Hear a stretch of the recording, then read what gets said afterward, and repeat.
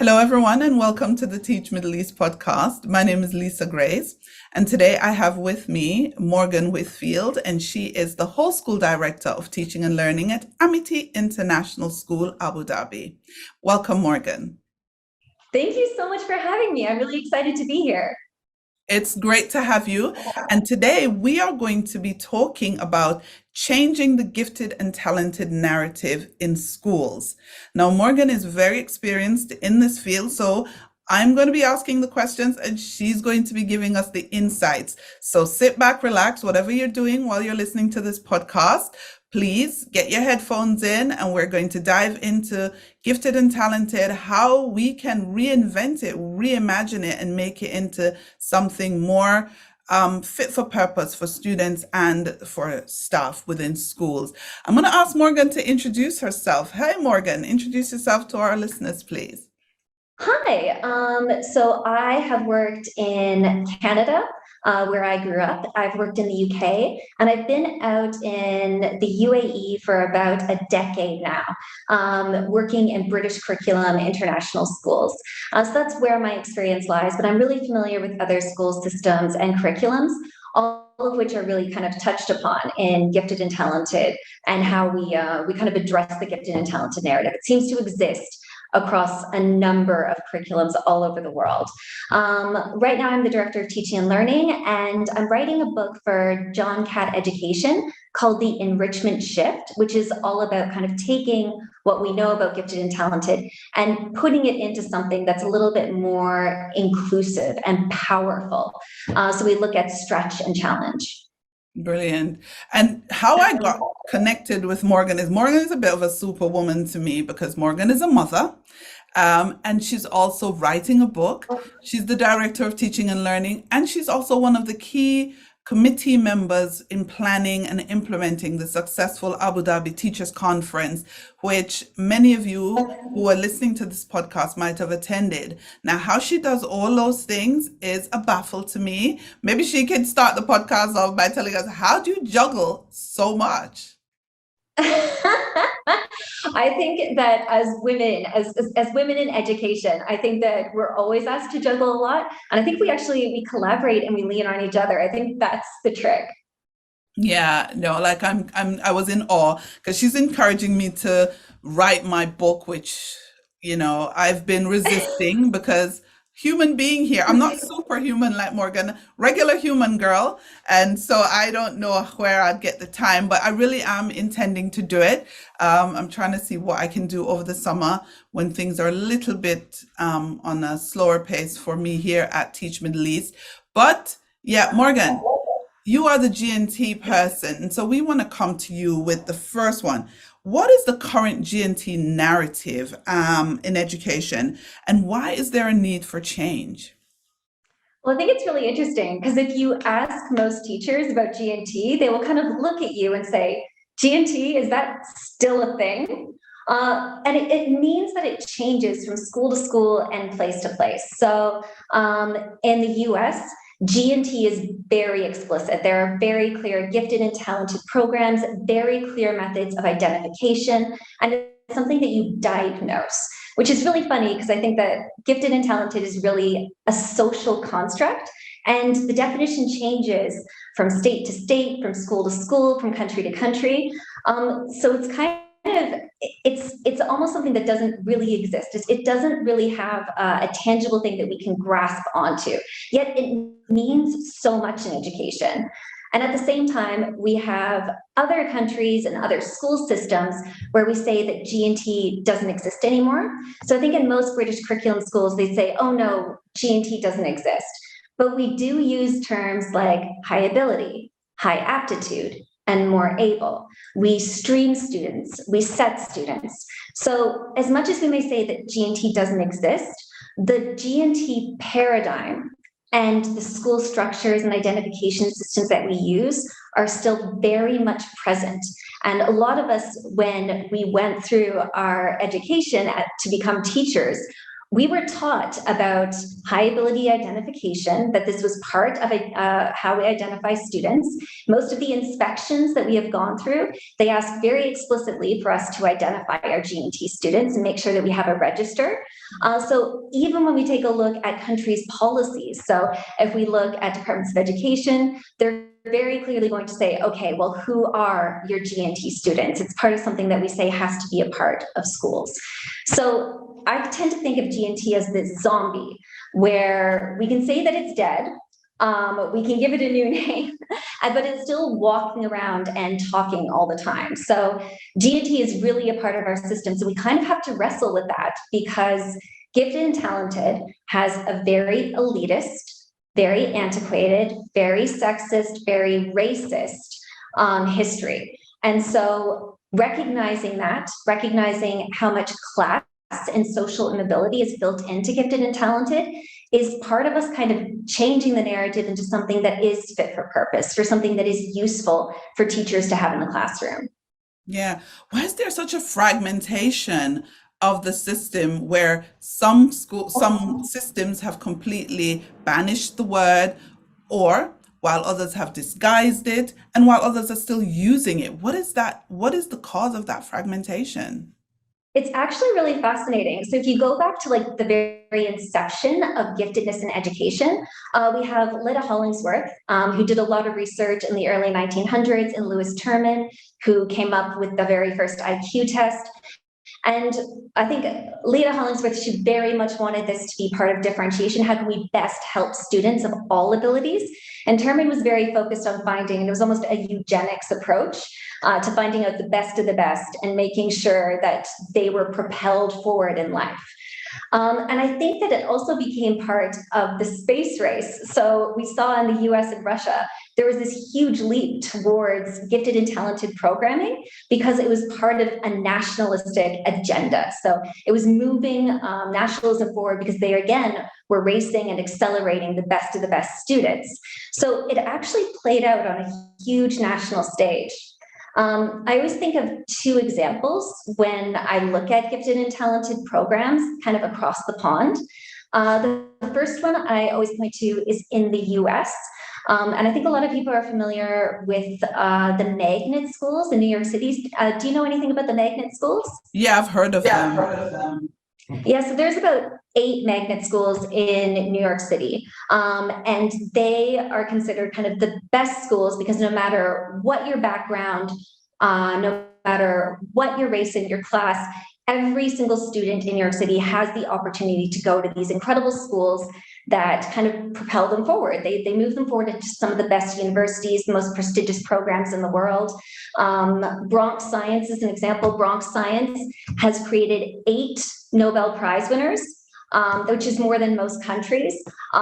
It's basically the high school that they based Spider-Man off of. So like if they wanted Peter Parker to be a genius to go to school, this is the one that they based it off of. In order to get into any of these magnet schools, when you're in 8th grade, so about 13 years old, you take a test called the SHSAT. So it's math and English and science. And that test that you take when you're in 8th grade determines whether you can get into these really prestigious schools. About 27,000 students take this test, but only a fraction of them get in because there's only so many places. So it's highly, highly competitive. And what's interesting about these schools is that they've become this lightning rod of controversy. So when we take a look at the New York City school system, about 70% of the students in the school system are Black or Latinx. While if we take a look at those magnet schools, only 10% of the population of the magnet schools is Black or Latinx. And that's just so glaringly obvious when you walk down the halls. Now, what's interesting is that white students are still disproportionately represented. But if we take a look again at Bronx Science, 77% of its student body is really diverse. They're minority ethnic groups. So 77% of the students, because they're Asian, if they're from the Philippines or India or Pakistan or China or Japan, all of those student backgrounds are represented, but you can see who's missing. So it tends to be an arbiter of social class, who are getting into those gifted programs when they are 4 years old, who has the language barriers that don't exist in some other places, which poor schools in New York are actually teaching the material. So in the US, you can definitely see gifted and talented is still very much alive, and it creates these cycles of inequality. And they make it quite obvious. Gifted and talented programs are something that you are diagnosed for. You take the equivalent of IQ tests to get into. In the UK, it works a little bit differently. So we might say in the UK that there is no such thing as gifted and talented, that it's kind of been forced out of the language that we use. But if you were to look at most schools, for instance, grammar schools that still exist in the UK, grammar schools, it's the exact same thing. You have the 11 plus. At the age of 11 years old, you have students that might have had private education or tutors, or are preparing from a very young age to the 11 plus to get into more prestigious and high achieving grammar schools. And then selective education as a whole is still, it still exists across the UK and in international schools. So as much as we might say that, okay, gifted and talented only exists over there, it very much exists everywhere. We can see pockets of it. So it is a really, really funny thing. The pedagogy is shifting to where we say in all those cases, we want more equity. So there's huge movements in the US to make, let's say, those magnet schools a lot more democratic for you to get into. And in the UK, we've seen huge fights against having these grammar schools still exist. We should close them down, or at least stop them from opening again. Yeah, I know in the UK, the grammar school system is so entrenched that when they try to fight against them, the powers that be really fight back, because a lot of them are products of either the grammar schools, or they are products of, private schools in the UK. But how do you believe that this whole identification process of gifted and talented can become more inclusive, or do we even need a process to identify them at all? I think that is such a cool question, because of course we need to know the abilities of our students that are sitting in front of us in our class every single day. So every single day we have to be able to differentiate, or we have to adapt our teaching to help those students. So it makes sense that we know abilities, but I think the way that we have identified students has been so poor, and we tend to be overly reliant on one single identifier. So I think if we take a look at like cognitive ability testing that we use pretty much universally in education, you can see that it's really problematic, and we tend to be really dependent on how a student does over maybe 2 tests that last 2.5 or 3 hours, where they're sitting in front of a screen and kind of identifying things. And we'll look at 4 batteries, they're spatial, they're verbal, and say this is the potential that student has. I've been in schools where we've taken their CAT 4 score, and that has determined whether they are on the gifted and talented list. And it has kind of problems with construct validity. It's not domain specific. All of these things that we kind of put too much emphasis on, kind of gathering this category of students. So there's CAT 4 testing. I'd also point to MAP testing. So we do like measures of achievement and progress, for instance. Those tend to be very specific to some subjects. So we can measure kind of achievement very, very specifically, or progress. We can measure potential, but that doesn't mean that we are at all seeing the whole student. We're not seeing the students in front of us every single day in any kind of holistic way. So what I think is really, really interesting is we can kind of switch our thinking about kind of finding this category of student to instead cultivating gifted behaviors. And I think that's a much more interesting way to look at how we identify students. You said something about gifted behaviors. I want to dive into that. What are they? So there's a few ways that we can kind of say what gifted behaviors are. There's a few categories. A lot of the times when we think of gifted and talented, we think of precocity. So if a child is precocious, they're going to move forward faster. And they're ahead of other students. So we tend to see it as like a race, when perhaps instead we should be looking at curiosity.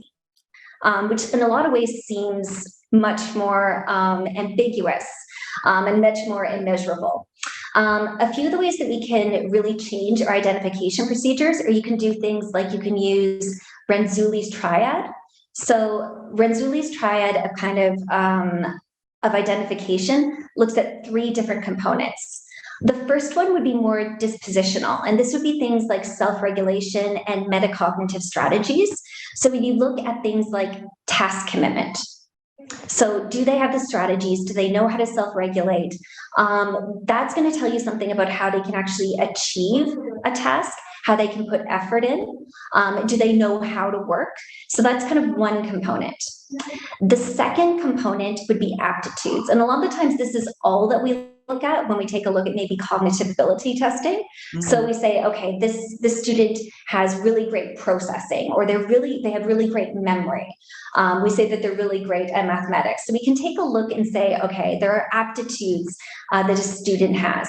But we also have to take into account there's motivations there too, that a student might be more motivated to work in a subject that they're passionate about.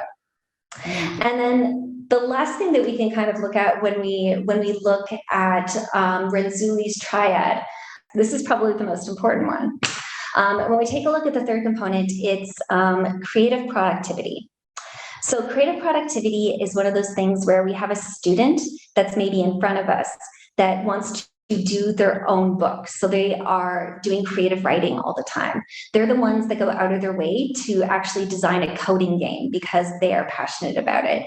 They're the kids that they want to create something that is outside the curriculum or explore topics that are outside the curriculum they are currently studying because they're so passionate and interesting, but for some reason that isn't quite counted.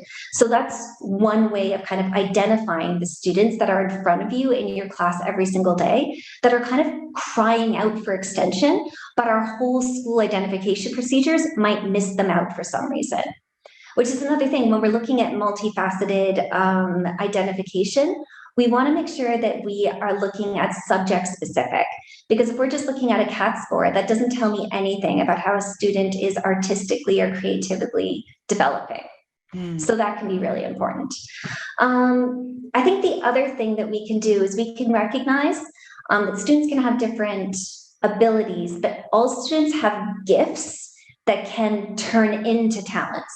So instead of saying that there's gifted, which is kind of academics, so math, science, English, and talents, which is kind of left to, let's say, physical education and the arts, gifts are something that we all have, and it's through a process of mastery and a process of deliberate practice that they can be turned into talents. And I think that's a better way of framing it, that it's a process.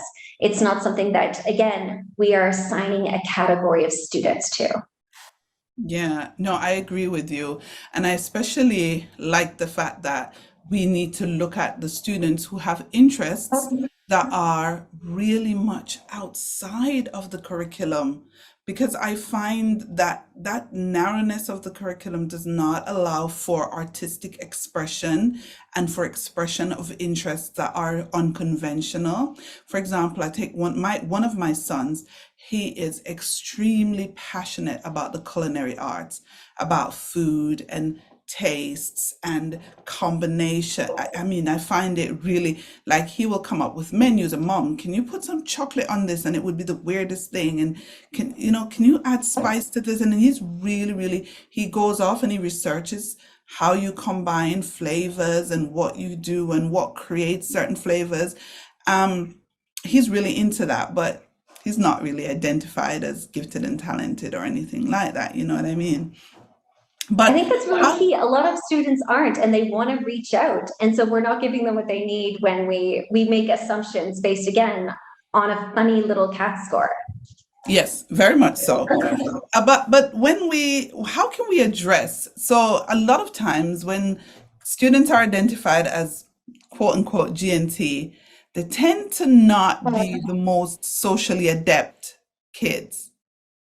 And I don't know why that is, and maybe you can shed some light, but like, how can we address that social emotional needs part of GNT students, and creating an environment in our schools that fosters that level of resilience and empathy and collaboration, instead of having these bunch of what we would quote as little geniuses off to the side being rather antisocial?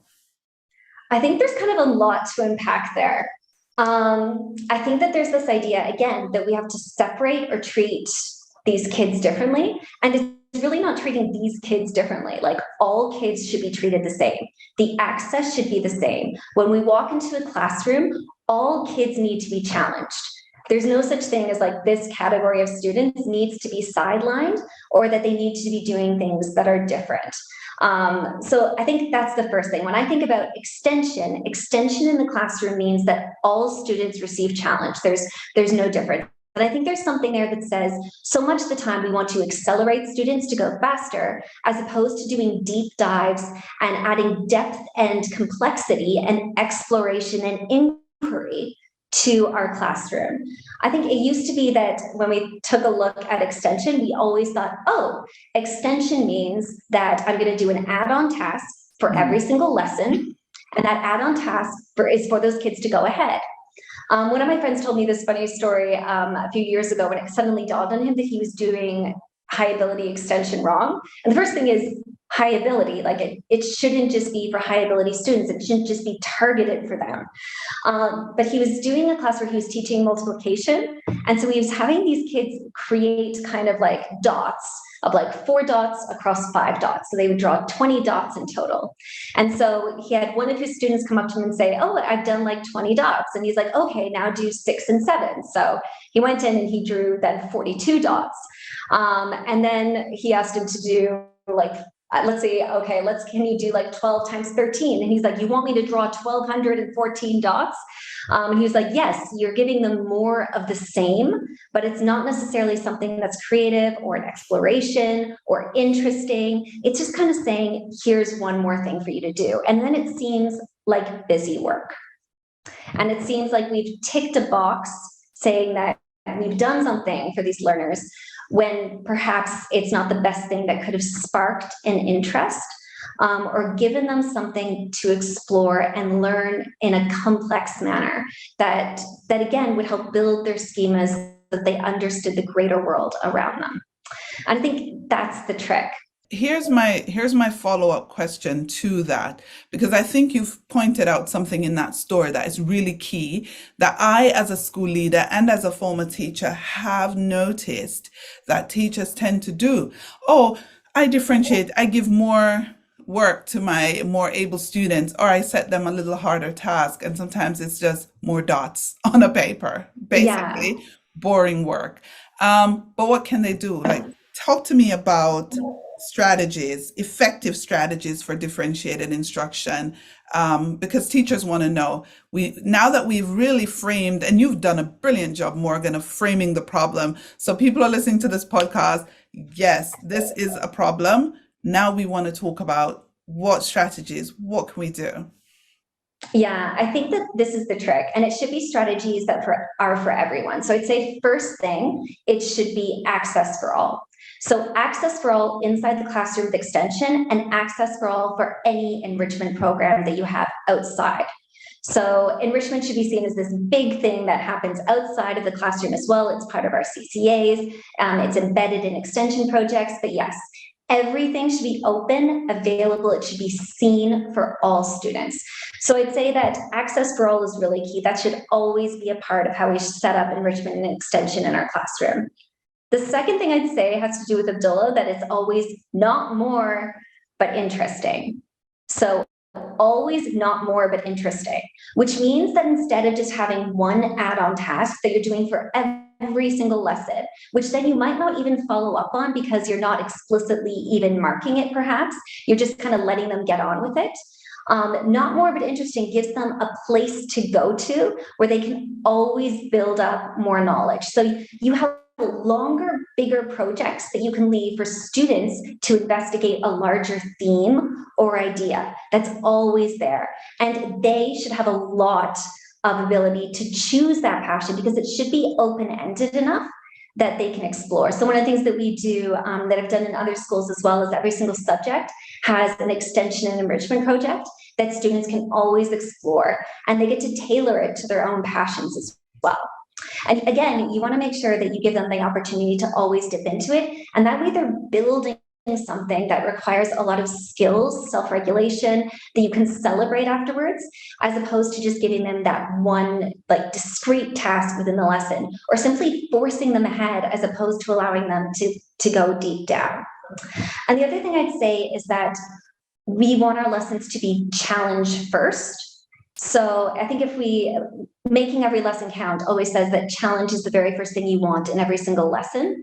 I was doing learning walks in lower primary the other day.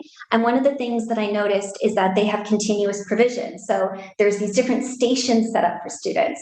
And the different stations had all of these different mini tasks that the students could do to build vocabulary. And then they could do this and this. And it was supposed to kind of scaffold their skills. And one of the things that they had in every single station was the challenge.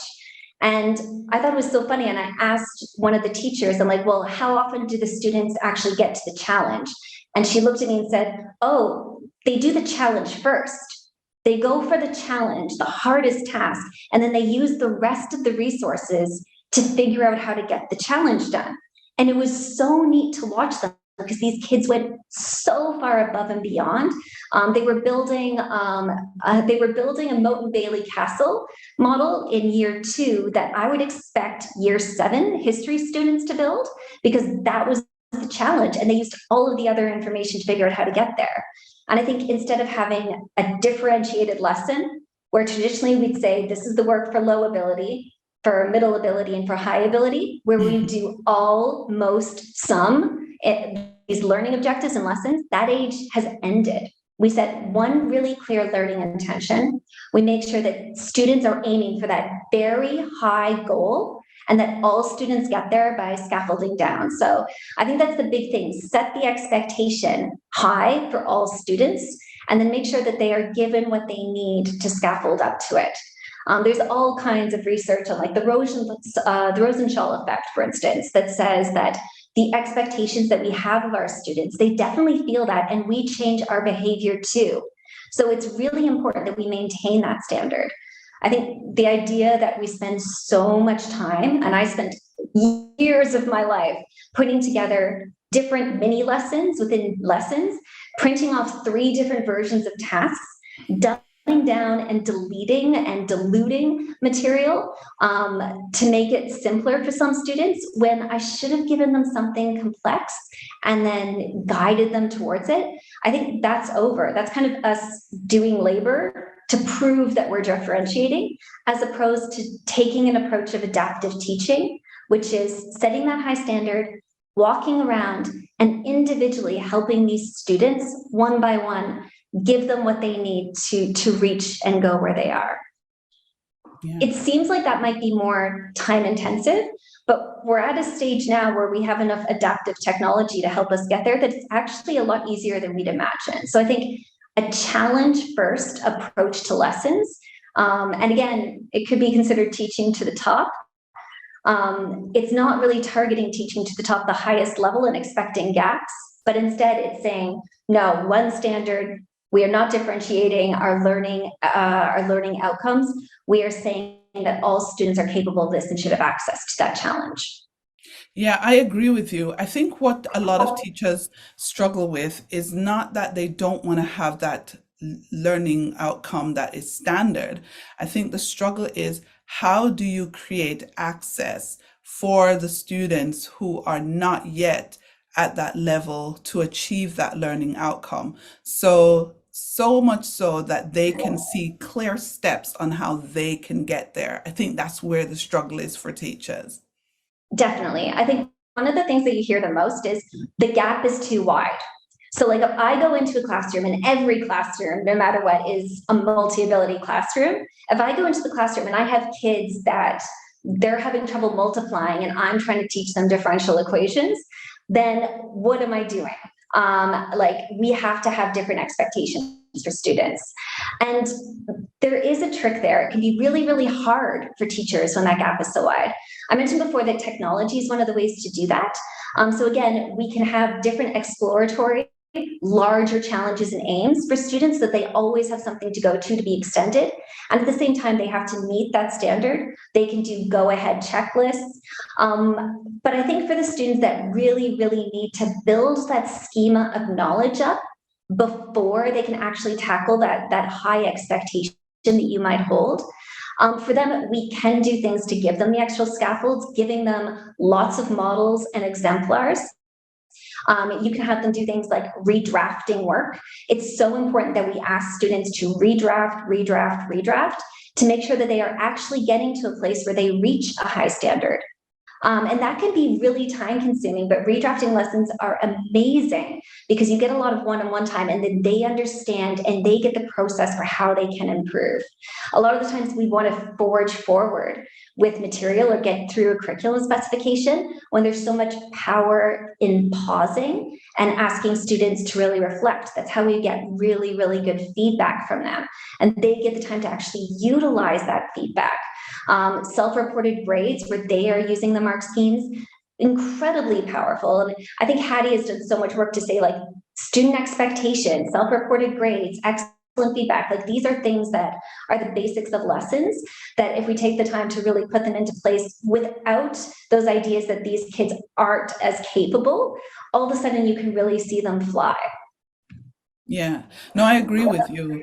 And I think there's a lot that you've put in there that I think teachers can extrapolate and apply to their classroom, especially the provision of scaffolds to help those students get to where you want them to go. In your experience, have you seen any programs that actually work with providing that access to all students, not just going around and identifying the one or two so-called gifted and talented, but really providing that, push and challenge for all students? Any programs you've seen that are noteworthy? Oh, definitely. Actually, this is a good day to talk to me. So at our school, what we have done, and this is all the way from 3 years old to 18 years old, we have our enrichment program that is absolutely open to all students. And what we do is we make sure that we have subject-specific extension lists so that students within all lessons, and the very concept of our approach to teaching is challenge for all. Every single student is challenged and stretched. So we do lots of CPD to make sure that within lessons, our teachers are doing that. But outside of lessons, we have our enrichment program.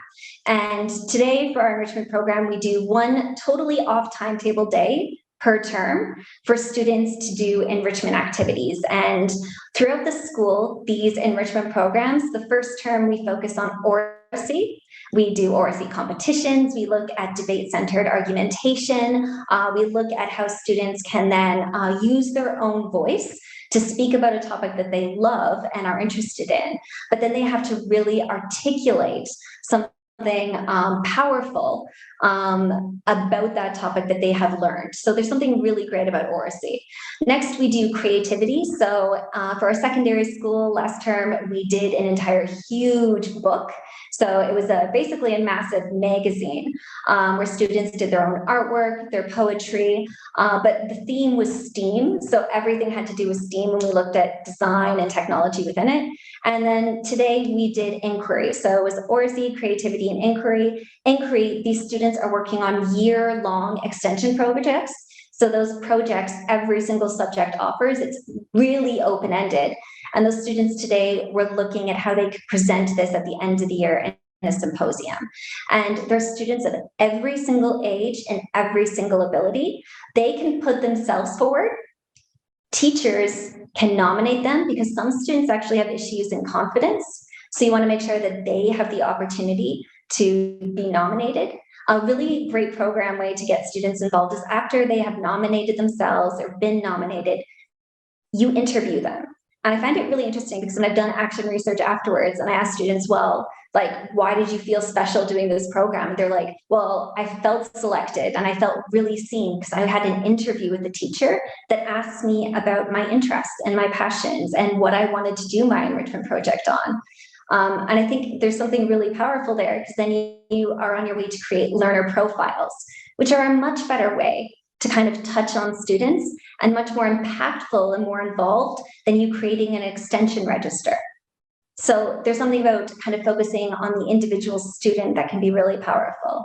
But yeah, I think there are great enrichment programs where you can focus on different projects within them, but you want to make sure that, again, they are absolutely accessible. Yeah.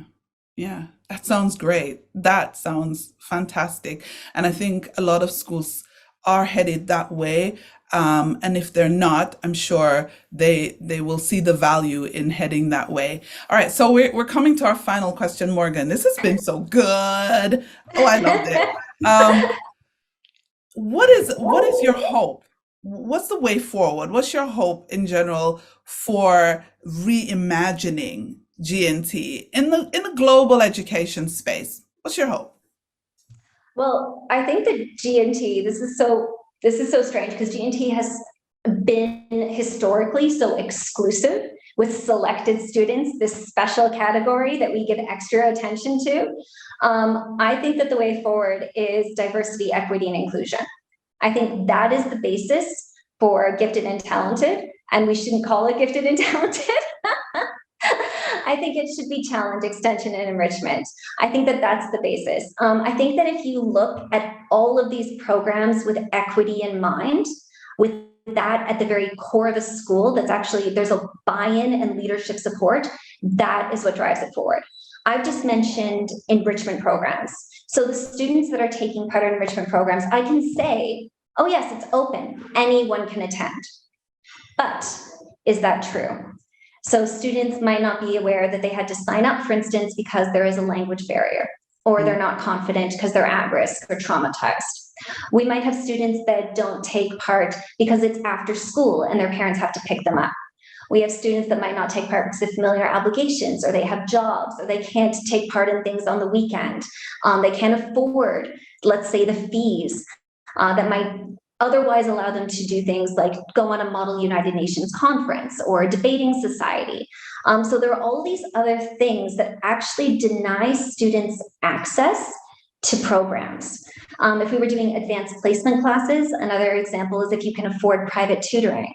So when we take a look at diversity, equity, inclusion, it's thinking of all of those barriers and anticipating them, and then making sure that students actually can take part. And sometimes it's more than just saying, okay, it's a free-for-all, everyone can come. It means that certain groups should be invited, that it is culturally responsive instruction as well, to make sure that we are actually tracking and being responsive to our students' need and celebratory of the really diverse communities that we are teaching. So I think if we change the lens for enrichment programs, not just to say, oh, everyone can come, but to say everyone is invited. And we are really thoughtfully putting in policies and programs in place that allow all students to actually be enriched. That's going to be the heart and the core of how we can change the narrative to switch the paradigm. Brilliant. That's a fantastic place to end the pod. Thank you, Morgan. Thank you so much. It's been brilliant having you. We are excitedly anticipating your book. When does it come out? I think it's coming out in September, so I'm really excited. Just finishing up the last chapter now, so I might use some of our insights today, quickly write them up. So yeah, thank you for asking such great questions. Oh no, you're most welcome. It's a very, very interesting topic, and you've done such a brilliant job today of really diving into it and giving us some fantastic insights. We will definitely put the links to how you can connect with Morgan in our show notes. So go and connect with her, learn more. When the book comes out, please go ahead and purchase that and put that in your personal libraries and your school libraries, so that we are all together reimagining gifted and talented education, banishing that word gifted and talented, bringing in that whole stretch, challenge, enrichment, and making sure that all students are given the opportunity to shine in their way, because that is really what education is all about. It's been brilliant having you, Morgan, and thank you again. Thank you.